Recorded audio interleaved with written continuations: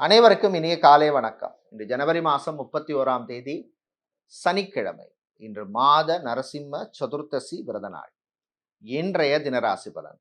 மேஷம், பிரயாணங்கள் பயணங்களின் பொழுது கவனம் தேவை. ரிஷபம், விவசாயிகளுக்கு உற்சாகமான நாள். மிதுனம், சகோதர வழியிலே நன்மை உண்டு.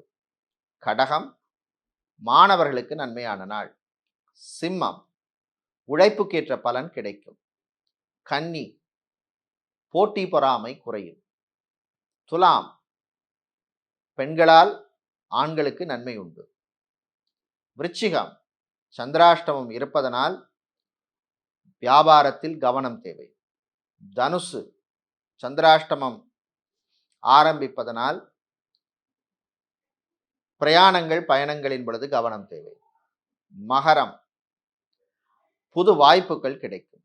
கும்பம், சுறுசுறுப்பாக இருக்க வேண்டிய நாள். மீனம், நண்பர்களால் நன்மை உண்டு.